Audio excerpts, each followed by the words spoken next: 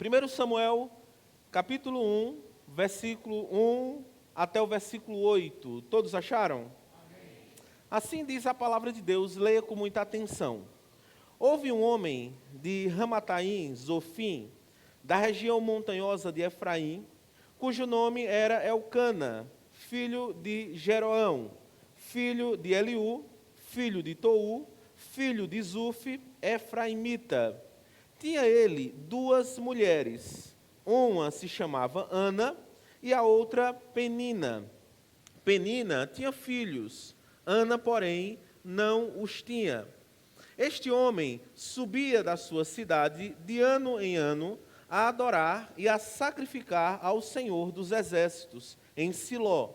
Estavam ali os dois filhos de Eli, Ofni e Finéias, como sacerdotes do Senhor. No dia em que Elcana oferecia o seu sacrifício, dava ele porções deste a Penina, sua mulher, e a todos os seus filhos e filhas. A Ana, porém, dava porção dupla, porque ele a amava, ainda mesmo que o Senhor a houvesse deixado estéril. A sua rival a provocava excessivamente para a irritar, porquanto o Senhor lhe havia cerrado a madre. E assim o fazia ele de ano em ano. E todas as vezes que Ana subia à casa do Senhor, a outra a irritava, pelo que chorava e não comia. Então Elcana, seu marido, lhe disse: Ana, por que choras? E por que não comes? E por que estás de coração triste? Não te sou eu melhor que 10 filhos? Vamos orar? Pai, queremos te agradecer pela tua palavra que foi lida e pedir que o Senhor ilumine os nossos corações, porque se o Senhor não nos iluminar, jamais poderemos entender o que o Senhor quer falar conosco. Fala, Senhor, fala com o teu povo nesta noite, em nome de Jesus, amém. Queridos irmãos, nessa noite eu quero falar sobre o problema das decisões pecaminosas em nossa família. O problema das decisões pecaminosas em nossa família. Houve uma música que estourou há um tempo atrás, era muito conhecida, até chegamos a cantar aqui na igreja, e dizia assim: todo dia o pecado vem e me chama, todo dia as propostas vêm e me chamam, todo dia vem a tentação ou as tentações e me chamam. Mas aí o cantor dizia: mas eu escolho Deus. Esta música descreve a nossa realidade diária. Todos os dias o pecado vem ao nosso encontro, bate em nossa porta e apresenta uma série de propostas. Várias propostas pecaminosas, vários convites ao pecado. E aí então nós precisamos tomar uma decisão: pecar ou não pecar? Esta é a nossa decisão diária: pecar ou não pecar. E nem sempre, meus irmãos, as propostas do pecado são aparentemente más. Às vezes nós olhamos para essas propostas até mesmo como solução ou soluções para os nossos problemas. E aí, quando a pessoa está recebendo o convite do pecado, muitas vezes ela não pensa nas consequências do pecado. Ela não pensa no pecado a longo prazo. Ela só pensa no pecado naquele momento. O pecado coloca uma venda em nossos olhos de tal forma que nós só vemos o prazer momentâneo. É apenas isso que nós vemos. Nós não vemos as consequências posteriores, as consequências a médio e longo prazo. E é assim que muitas pessoas caem no pecado, cedem ao pecado e depois choram amargamente por causa das suas consequências. Quantas famílias, por exemplo, estão sofrendo por causa de uma decisão pecaminosa? Uma decisão que parecia que era a solução. É a solução para o meu problema. Como assim, pastor? Deixe-me dar alguns exemplos. Veja, pense no cônjuge que se acha infeliz no casamento. Meu casamento não está tão bem, né?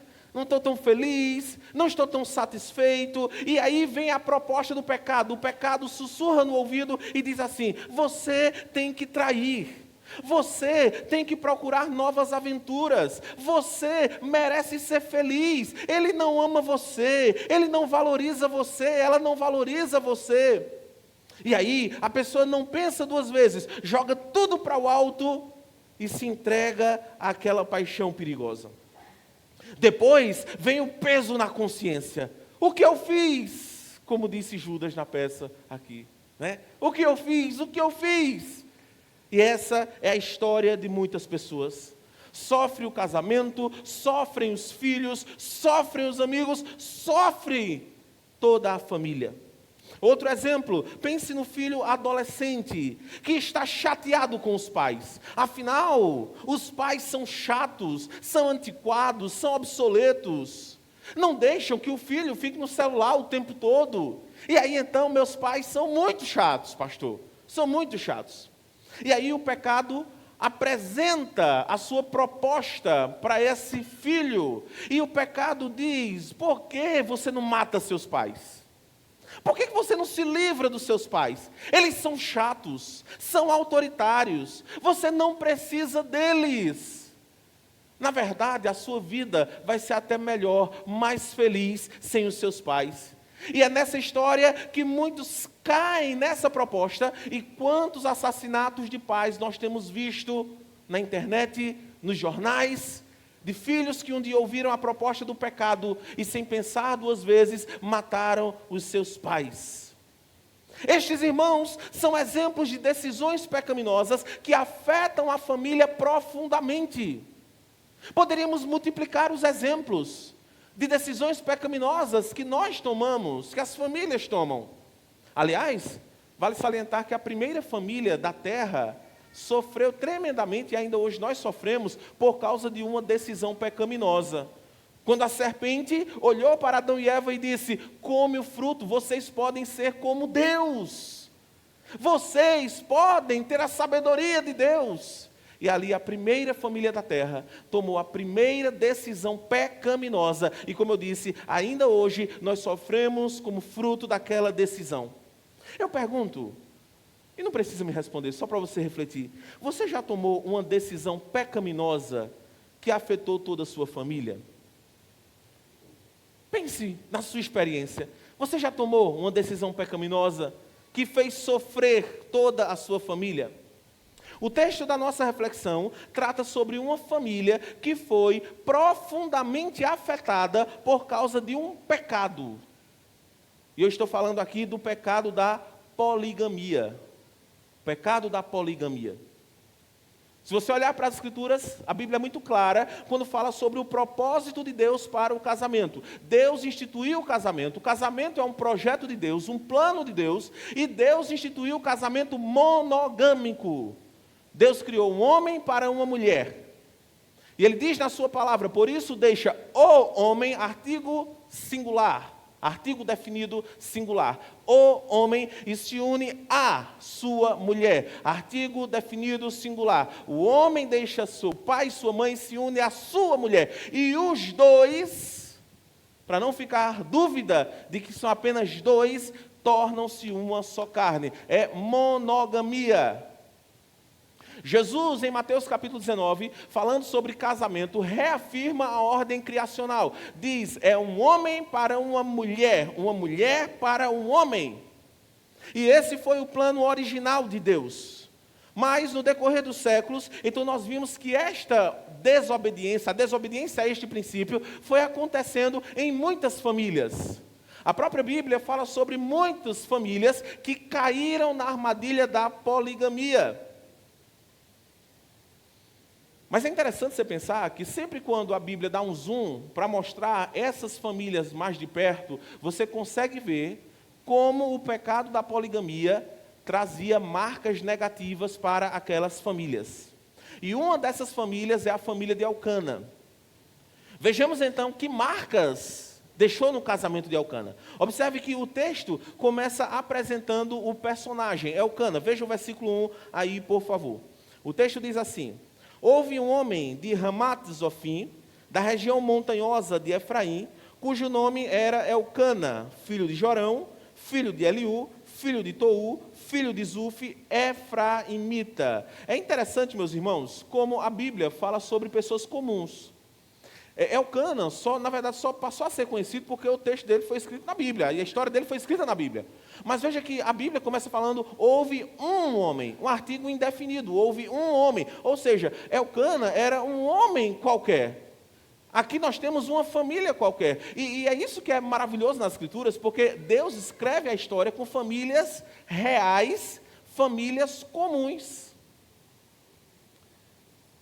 Nossas famílias são comuns. Cada família aqui é comum. E Deus vai escrevendo a sua história através das nossas vidas. Elcana era um homem comum no meio de muitos outros homens. Tinha uma família comum no meio de muitas outras famílias. E Deus usa este homem, esta família, para cumprir o seu propósito. Então veja, a Bíblia começa apresentando Elcana no versículo 1. E depois de apresentar a genealogia de Elcana, então a Bíblia apresenta a sua família. Veja o versículo 2 aí, por favor. Tinha ele 2 mulheres. Uma se chamava Ana e a outra Penina. Penina tinha filhos, Ana, porém, não os tinha. Aqui é quando começa a desandar o texto. Porque o texto diz que Elcana tinha 2 mulheres, 2 esposas. E aqui, meus irmãos, nós não podemos afirmar com certeza, mas há uma grande probabilidade de que o motivo da poligamia de Elcana tenha sido a esterilidade de Ana. Ou seja, provavelmente o que aconteceu aqui foi que Ana era a primeira esposa de Elcana, e ele casou com Ana por amor, porque amava Ana, e eles se casaram, e pelo fato de Ana não poder gerar filhos, então Elcana, para resolver o problema da descendência, para que ele não ficasse sem descendência, para que o nome dele não fosse esquecido na posteridade da sua família, então para resolver um problema, é que ele se casa com Penina. Então há uma grande probabilidade de esse ter sido o fato. Por um medo de a descendência ser extirpada, ele pecou. Ele caiu no pecado da poligamia. Observe que essa história se parece muito com a história de Abraão, porque Abraão viveu uma história muito semelhante. O texto diz que Abraão recebeu uma promessa de Deus, de que Deus lhe daria um filho. Ele tinha 75 anos quando recebeu essa promessa, e a promessa começou a demorar, e Sara já era uma senhora, não tinha mais condições humanas para ter filhos. E aí então, esse casal entra em crise, e Sara tem uma ideia, diz, faz o seguinte, na nossa cultura, se a escrava tiver um filho, então o filho é da patroa. Então a gente pode dar uma ajudinha para Deus, e aí você se deita com a minha escrava H, e então você tem um filho, e esse filho é meu, faz de conta que o filho é meu. Nós vamos resolver um problema. Resolve o problema para a gente e resolve o problema para Deus. Porque aí Deus não fica como mentiroso. Olha só, o Senhor vai ficar, muito feliz com a gente. Eita, casal bom, me deixou bom demais, me deixou muito confortável. Essa foi a ideia de Sara e que Abraão concordou. Mas veja, que em ambos os casos, tanto no caso de Abraão como no caso de Elcana, você tem uma decisão pecaminosa. Não adianta se a intenção era uma intenção boa, mas a decisão era uma decisão pecaminosa. Porque o fato de ter uma intenção boa não quer dizer que não é pecado. E nós temos claramente casos de pecados aqui. É assim, meus irmãos, que a proposta do pecado aparece muitas vezes para nós. Por exemplo, o casal está brigando muito. E é briga todos os dias, e briga para cá. Quando fala, então já começa a briga, e a briga, e a briga, e a briga. Vamos se divorciar. Vamos nos divorciar. E esse casal, sinceramente, acredita que o divórcio vai ser a solução para o problema. Só que, irmãos, divórcio nunca é solução. O divórcio pode ser o mal menor. Existem casos nos quais eu entendo que o divórcio é o mal menor. Mas o divórcio nunca é um bem. Não importa a situação, o divórcio é sempre um caminho pecaminoso. É sempre o mal menor. Não é ordenado por Deus, é permitido pelo Senhor em algumas situações específicas. Mas o casal se ilude com essa história, se ilude com essa possível solução. Ao invés de buscar uma solução mais eficaz, um aconselhamento, um acompanhamento, mudar, cada um fazer sua parte e mudar, melhorar enquanto casal, é mais fácil dar um chute no pau da barraca, desistir de tudo, sair de casa, se divorciar, é muito mais fácil. É muito mais fácil. É muito mais fácil você conquistar uma mulher diferente todos os dias do que você conquistar a mesma mulher todos os dias. Muito mais fácil. E muitas vezes as pessoas estão procurando o caminho da facilidade, mas o caminho da facilidade não quer dizer que é um caminho não pecaminoso. Às vezes a facilidade é um caminho mais pecaminoso. Elcana tomou uma decisão pecaminosa. Abraão tomou uma decisão pecaminosa. E é aqui que nós precisamos nos inspirar na experiência do filho de Abraão. Porque Isaac viu o que Abraão fez. E quando ele passou por um problema semelhante com Rebeca, a Bíblia diz que Rebeca, a esposa de Isaac, era estéril. O texto bíblico diz, em Gênesis capítulo 25, versículo 21, que Isaac orou ao Senhor por sua mulher. E a Bíblia diz que o Senhor ouviu as suas orações e Rebeca concebeu. Veja, Isaac não vai pelo caminho da facilidade, Isaac vai pelo caminho da oração. Ele não toma a decisão pecaminosa como seu pai. Ele vai ao trono da graça e clama ao Senhor em oração. A decisão pecaminosa pode até parecer uma solução para o problema, mas na verdade gera outros problemas. Quando você toma uma decisão pecaminosa, você diz assim, pronto, agora o problema está resolvido. Tá não. É só o começo de outros. Você pensa que resolveu um, mas vão surgir 10.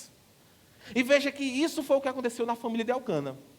Nós vemos que essa decisão de Elcana vai gerar pelo menos 3 problemas sérios na família de Elcana. Então, vamos agora analisar esses problemas. Primeiro, Elcana agora tem que lidar com o problema do coração dividido. Veja o versículo 3 aí. Este homem subia da sua cidade de ano em ano a adorar e a sacrificar ao Senhor dos Exércitos em Siló. Estavam ali os 2 filhos de Eli, Ofni e Finéias, como sacerdotes do Senhor. Veja, Elcana viveu num tempo muito difícil. Você lembra, a gente trabalhou aqui em sermões anteriores, a gente trabalhou uma série sobre Sansão. E quando nós falamos sobre Sansão, a gente falou um pouco sobre o tempo dos juízes. Você lembra que era um tempo muito complicado. Era um tempo de muitos pecados, de apostasia, crise ética, espiritual, moral. É terrível. O tempo dos juízes era um tempo terrível. Nesse tempo, o povo estava mergulhado na idolatria. Os sacerdotes, que eram para ser o exemplo, né, era para ser os exemplos, eles estavam corrompidos. Esses 2 nomes que aparecem aqui, Ofni e Finéias, se você ler depois Samuel, você vai ver. O negócio era sério para o lado deles. Homens ímpios, filhos de Belial. Os sacerdotes, Eli, que era o pai de Ofni e Finéias, estava fazendo vista grossa para os seus filhos, para os pecados dos seus filhos. E aqui, meus irmãos, sinceramente, a gente precisa tirar o chapéu para Elcana. Por quê? Porque mesmo num tempo de apostasia, num tempo muito difícil, a Bíblia diz que Elcana e sua família viajavam quilômetros para adorar ao Senhor. Então, nós temos uma família que, pelo menos, estava querendo se consertar, querendo fazer o que é certo. Estavam lá subindo, sacrificando ao Senhor. E aqui o texto descreve o que a gente conhece como sacrifício pacífico. Você sabe, a gente já trabalhou aqui em alguns estudos na igreja, que havia diversos tipos de ofertas no Antigo Testamento. Então, existiam ofertas que a pessoa trazia o animal e tudo era queimado, o holocausto, então queimava-se tudo e não ficava nada. E essa oferta que é descrita aqui no texto é a chamada oferta pacífica. Por quê? Porque a pessoa trazia a sua oferta, o animal, para oferecer, e ali então uma parte era de fato oferecida ao Senhor e a outra parte era devolvida ao ofertante. E ali então, na frente da tenda, então a família que trazia a sua oferta participava de um churrasco, show de bola. É verdade, então tinha ali um churrasco maravilhoso, né? Eu acredito que Wagner ia gostar dessa dessa oferta aí, né? Mas veja, era um momento de comunhão, Era um momento de festa. Por quê? Porque ali o sacerdote devolvia, e ali então a família tinha uma confraternização, uma festa. E aqui, meus irmãos, é onde a gente começa a ver a divisão na família de Eli. Veja que tristeza, porque ele pegava, de Elcana, né? Então Elcana pegava ali e ele ia distribuir com a sua família. E veja, versículo 4 e 5. No dia em que Elcana oferecia o seu sacrifício, dava ele porções deste a Penina, sua mulher, e a todos os seus filhos e filhas. A Ana, porém, dava porção dupla, porque ele a amava, assim mesmo, ainda mesmo que o Senhor a houvesse deixado estéril. Veja que situação. Em uma família normal, então aquele homem simplesmente iria distribuir com seus filhos, distribuir com a sua esposa e pronto. Era uma festa de família. Mas nós não estamos com uma família normal aqui. Por mais que hoje, né, seja complicado até falar isso, né? Dizer, pastor, como é que o senhor disse que não é uma família normal? Podemos dizer sim, não é uma família normal, porque nós temos um padrão, meus irmãos. Nós não somos relativistas. Nós não cremos aqui que toda verdade é verdadeira, que todo discurso é verdadeiro, que todo padrão é verdadeiro. Nós não cremos desse jeito. Nós cremos que há um padrão. Deus existe e deixou um padrão de família. E essa família de Elcana não era uma família que estava dentro dos padrões do Senhor. Então, nós temos aqui uma família dividida, e imagine a situação. Por quê? Porque o amor de Elcana era por Ana, só que os filhos eram de Penina. E agora você tem um homem que está com o coração dividido. Imagine a situação. De um lado tem Penina, que tem o que? Os filhos de Elcana. Do outro lado estava Ana, que tem o que? O amor de Elcana. E no meio dessa confusão estava Elcana. A família estava dividida e ele tentava agradar a todos. Ele dava uma porção a Penina, uma porção aos filhos, e quando ele via que Ana não tinha filho nenhum, então, para tentar remediar, ele vinha e dava uma porção dupla a Ana. Para tentar remediar, para que Ana não se sentisse tão para baixo como ela ficava. Então ele dava uma porção dobrada a Ana. Que situação! A família dividida por quê? Por causa de uma decisão pecaminosa no passado. Um homem que tomou uma decisão pecaminosa no passado. Esta, infelizmente, é a realidade de muitos casamentos poligâmicos na Bíblia. Veja que Abraão ficou com o coração dividido. Quando Sara teve um filho de Abraão, então Agar, mesmo não sendo esposa de Abraão, oficial, mas era mãe do filho de Abraão. Ismael era filho de Agar. E aí tem um momento que Sara manda que Abraão mande Agar embora. E o coração de Abraão fica pesado com aquilo, porque era o filho dele. Deus é que tranquiliza e diz, deixa que eu vou cuidar dele. Eu vou cuidar dele. Mesmo você tendo tomado essa decisão, Abraão, mas eu vou cuidar dele. Por quê? Porque Abraão cuidava, amava Ismael. Era o seu filho. Da mesma forma também nós vemos Jacó. A Bíblia diz que Jacó também tinha uma família poligâmica. Jacó tinha duas mulheres. Uma era Lia e outra era Raquel. E era o mesmo caso. A Bíblia diz que Jacó amava Raquel. Só que Raquel era estéril. Enquanto Jacó não amava Lia, mas era ela que tinha muitos filhos. Lhe dava muitos filhos. E Jacó tinha o que? Um coração dividido. Dividido pelo amor a Raquel e ao mesmo tempo pelo apreço a Lia, que era a mãe dos seus filhos. Eu sei que era um contexto diferente o casamento de Jacó, mas era um coração dividido. Há muitas famílias hoje, meus irmãos, que estão divididas. Por quê? Por causa de decisões pecaminosas do passado. Por exemplo, cônjuges que caíram no adultério e dividem o amor entre uma pessoa e outra. Quantos cônjuges que estão assim? Que vivem uma vida dupla, com o marido e com o amante, com a esposa e com a amante, e tem um coração dividido. E aí antes você tinha uma família feliz, unida, focada, todo mundo junto, até que de repente vem um enviado do diabo, uma enviada do diabo, E traz uma proposta de traição, de adultério, e a pessoa cai, e daqui a pouco então começa a ficar com o coração dividido. Está em casa, mas a mente não está mais em casa. O corpo está, a mente não está. E aí começa aquele processo. Uma pessoa com o coração dividido. Quantas famílias que já passaram por experiências assim, e quão terrível é. Outro exemplo, pense em filhos adolescentes que não ouvem os conselhos dos seus pais e começam a andar com pessoas erradas. E aí daqui a pouco o coração também fica dividido, por quê? Porque fica entre o amor dos pais e o conselho dos falsos amigos. E muitos estão desprezando o amor, a sabedoria, a influência dos seus pais, entregando-se a aventuras, que são aventuras perigosas. E depois vem o arrependimento, mas muitas vezes o arrependimento vem tarde demais. Quantos adolescentes que já foram muito aconselhados, meu irmão, não toma essa decisão não, não sai da presença do Senhor, não sai, depois volta, sujo, arrependido, quebrado, como o filho pródigo voltou para os braços do pai. Decisões pecaminosas, meus irmãos, podem causar grandes perigos em nossas famílias, inclusive nos deixar com o coração dividido, muitas vezes. O coração de Elcana estava dividido. Segundo lugar, segundo problema que a decisão de Elcana gerou em sua casa. A decisão pecaminosa feriu a pessoa que Elcana mais amava.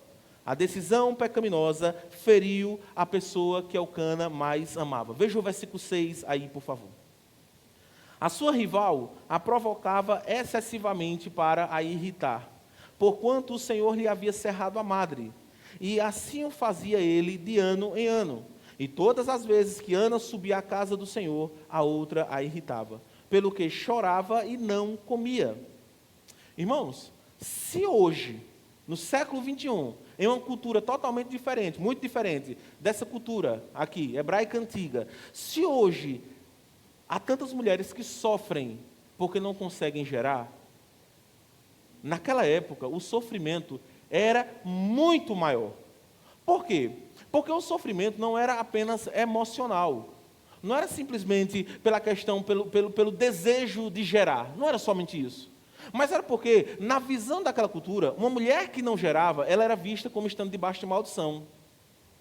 Era essa a visão que se tinha. Então as pessoas tinham essa visão da mulher e automaticamente a mulher encarnava esta visão de si mesma. Eu estou debaixo de maldição. Então a carência, o desejo de gerar e essa visão negativa da sociedade diante da mulher que não pode gerar, já eram mais do que suficiente para quebrar o coração de Ana. Aquilo já era o suficiente. Só que, para piorar o sofrimento de Ana, o texto diz que Penina provocava Ana excessivamente. Imagina, ela já estava com o coração quebrado, porque pela carência, pela necessidade, pelo desejo de gerar. Estava quebrada, por quê? Por causa da visão negativa da sociedade diante dela. E aí vem agora uma mulher que vem aumentar o seu sofrimento, que provoca esta mulher excessivamente. Penina tocava na ferida de Ana. Tocava e tocava com força.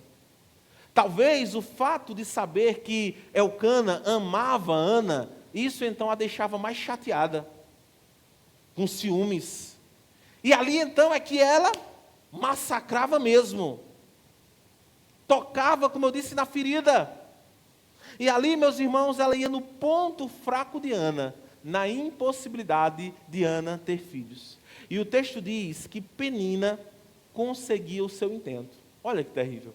Ela conseguia. Ela fazia e conseguia. Por quê? Aquele momento que deveria ser um momento de festa, de alegria, porque eles sacrificaram, e ali saem então com alegria, celebração. Aquele momento que deveria ser de festa, tornava-se para Ana um momento de tristeza e de choro. Um momento de angústia. E o texto diz que isso não aconteceu só uma vez, mas acontecia de ano em ano. Todos os anos, Quando eles subiam para sacrificar, a história se repetia. E sinceramente, irmãos, eu leio esse texto e eu fico pensando o seguinte: se isso acontecia num contexto de culto, imagina o que acontecia sem ser no contexto de culto. Porque veja, no Antigo Testamento, como era o culto? O culto era o sacrifício. Esse culto que a gente tem assim nesse formato, é o que a gente chama do culto sinagogal. Não era o culto do Antigo Testamento, não era assim. Lá era o que? Era o sacrifício, era a morte do animal. Então esse povo estava subindo para a casa de Deus, para o culto ao Senhor.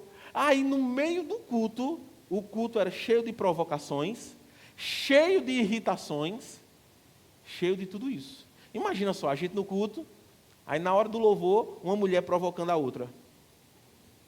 Imagina, isso é diabólico, né? Imagina, na hora do sermão, um homem provocando o outro. Isso é carnal, diabólico. Mas era isso que acontecia aqui. Na hora do culto, no momento da festa, da celebração, então estava ali as provocações.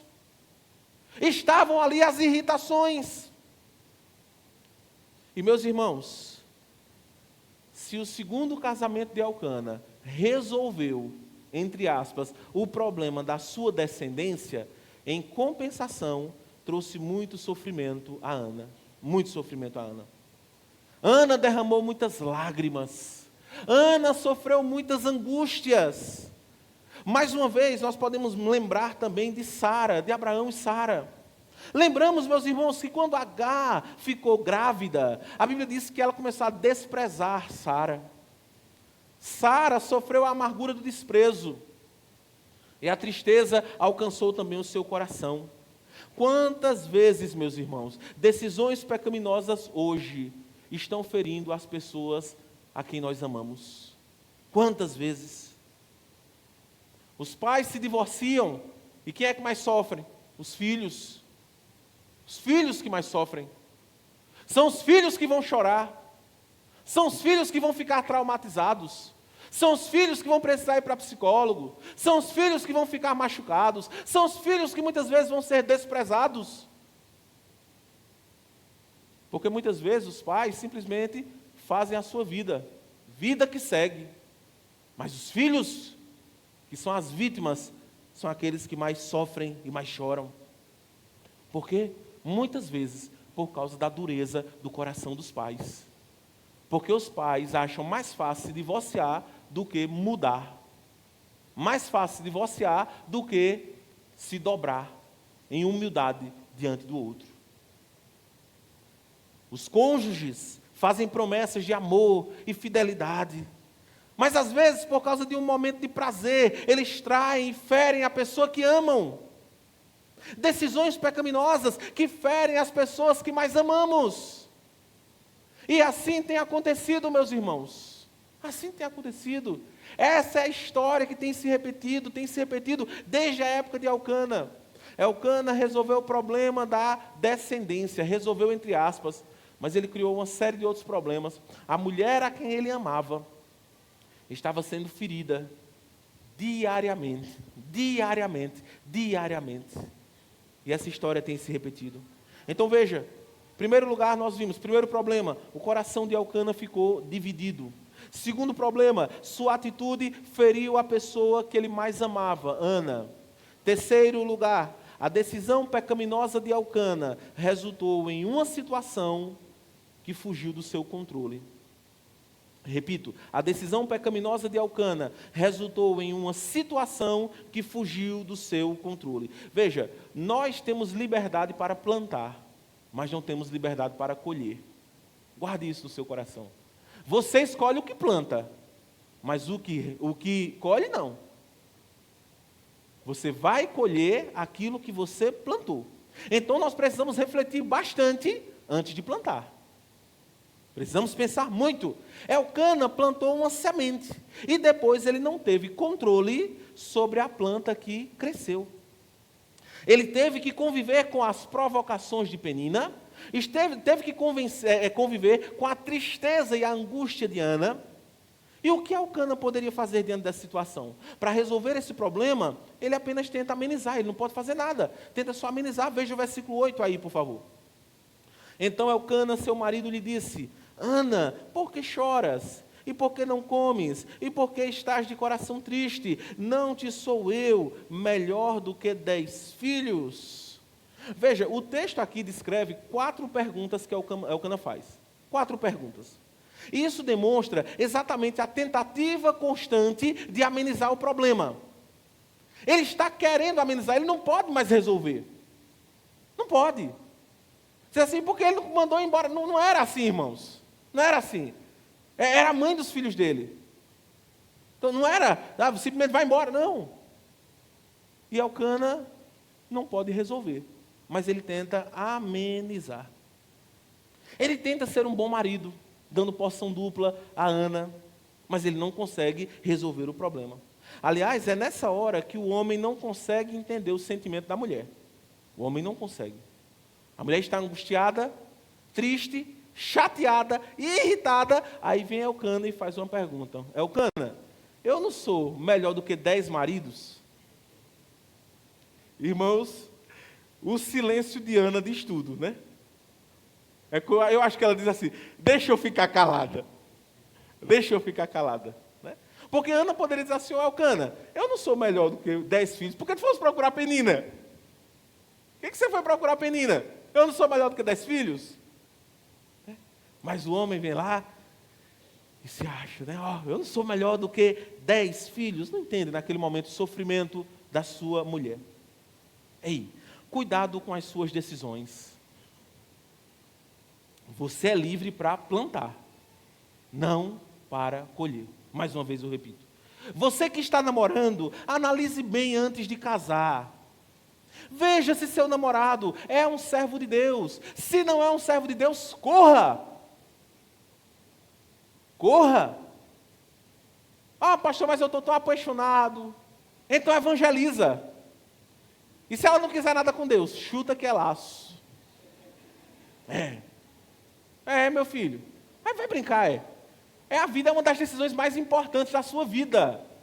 Tem gente que vai lá, pastor, mas olha, ele é tão gente boa, pastor, e não sei o quê, aquela coisa toda. E é porque, pastor, quando eu vejo ele, dá um negócio no meu coração e não sei o quê, né? Depois você me diga. Ei, não ache que você está no controle da situação. Para a gente perder o controle, irmãos, é comer ali e voltar. É muito rápido. Elcana pensou que estava no controle. E quando ele viu, ele já tinha perdido o controle. Não tinha mais o que fazer. Apenas amenizar o problema que já estava feito. Já diz o ditado, prevenir é melhor do que remediar. Elcana teve a chance de evitar o mal. Mas aí depois que o mal veio, acabou. Agora ele só pode amenizar os efeitos do mal que já chegou. Ele não pode reverter a situação. Se você tem a chance de evitar o mal, evite o mal. Porque as decisões pecaminosas têm consequências, muitas vezes consequências terríveis, drásticas para a nossa vida, e não somente para a nossa vida, para a vida da nossa família, que muitas vezes é até inocente.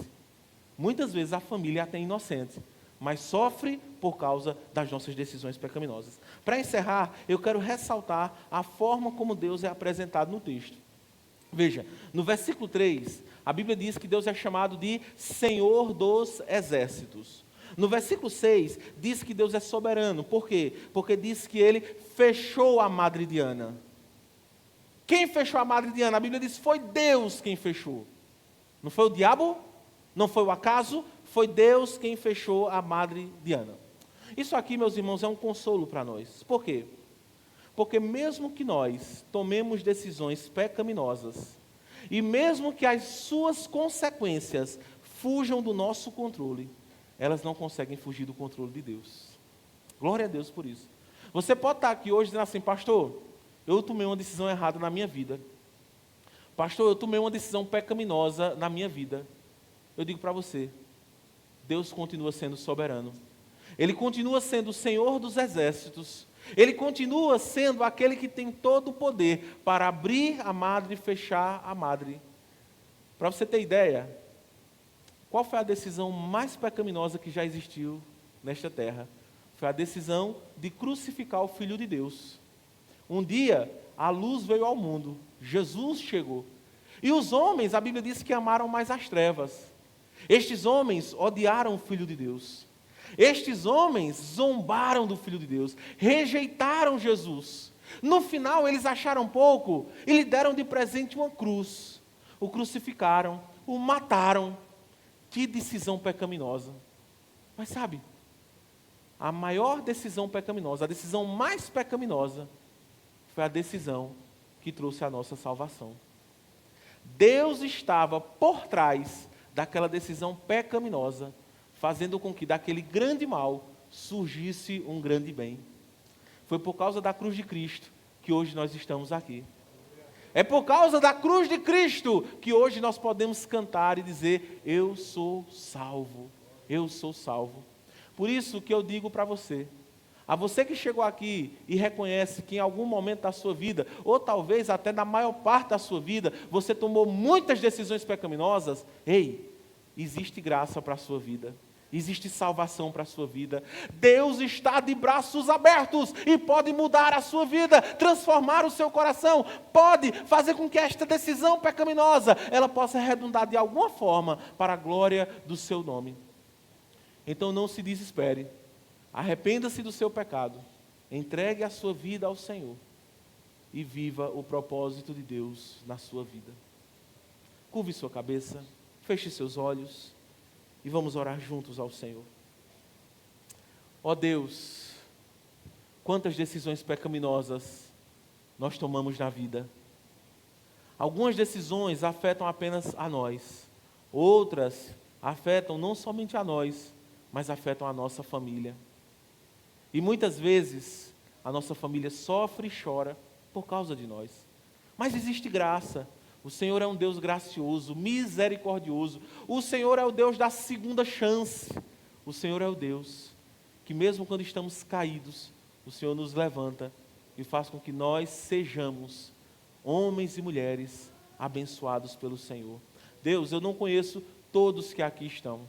Talvez haja pessoas que estejam aqui dizendo: ah, pastor, se eu tivesse ouvido uma mensagem assim há alguns anos atrás, a minha vida teria sido diferente. Senhor, aprove a Ti que eles ouvissem essa mensagem hoje e que estes possam se colocar diante do Senhor, confiar no Senhor e estarem dizendo: Senhor, nós queremos viver uma vida nova para a glória do Teu nome. Deus, dá uma nova chance ao Teu povo de fazer diferente. Nós oramos com muita gratidão, em nome de Jesus. Amém. Glória a Deus.